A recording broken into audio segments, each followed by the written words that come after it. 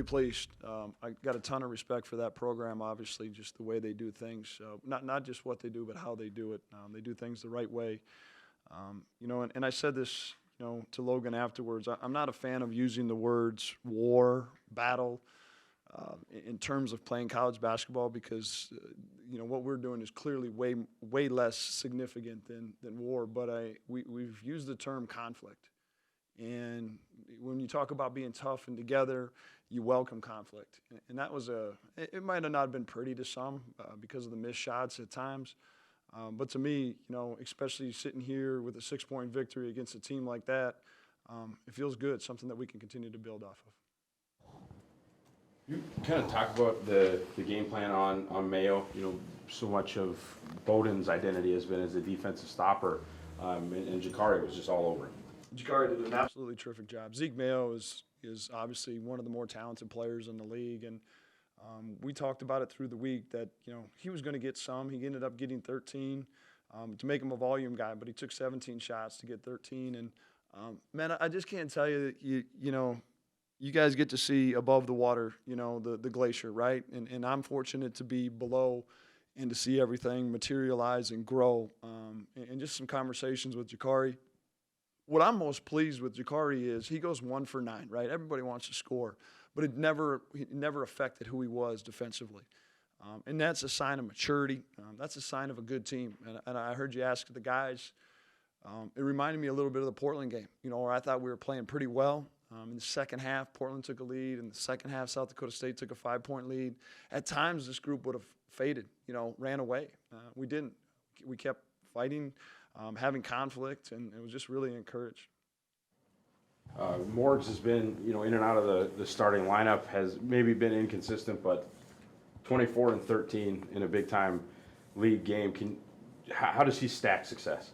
Boy, that's a big-time game from that young man, a big-time game. That's talented. And, Andrew and I love Andrew. Andrew's like, what my father calls parenting. There's some tremendous challenges. There's some tremendous challenges with Andrew, but there's some great rewards. And I'll take those challenges any day to experience the rewards of that locker room afterwards with Andrew and our entire team. They said it. I challenge the guys all week. Is success going to handle us, or are we going to handle success, right? And we've had some moments, right, where we haven't. And I think you're starting to see some things, and maybe I hope you're starting to see some things build for what I always saw a little bit with this vision of this team could be. Just touch on Damari. 35 minutes tonight, not filling up the stat sheet like maybe some of your point guards in the past, but I think you mentioned his performance turnover-wise against UND on your radio show. 1 turnover tonight. Again, is he kind of everything you hoped? Yeah, and more. I mean, again, this is a kid that, mind you, not even 6-7 months ago had a rod put in his leg and didn't do anything basketball-wise for 4 months.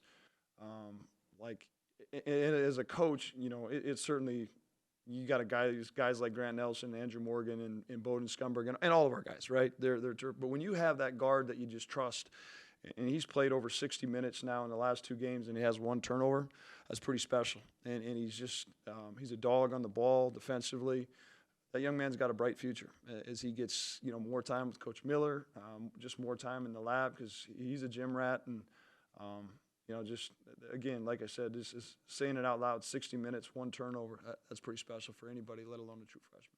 Obviously, not record-wise the start that you would have liked to this season, but you even up your Summit League record and get a win over South Dakota State. Those have been hard to come by over the last few years. What can this mean for your team, big picture?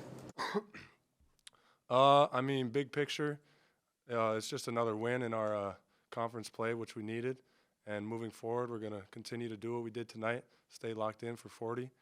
And, that's what it was tonight compared to those first 12 games we had. Walk us through the dunk.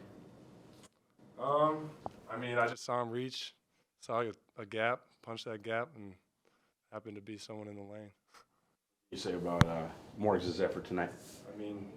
His offensive glass effort was crazy. He was wearing that big chain tonight with the money sign. You'll probably see that on social media somewhere. But, how many did he have? You had 24 and 13. Yeah, I mean, crazy. Played with confidence, swag, and just balled out. Walk us through, you've got young guys up and down the roster. You down 3 late without the ball, down 5 late at one point, and you guys just didn't seem to blink.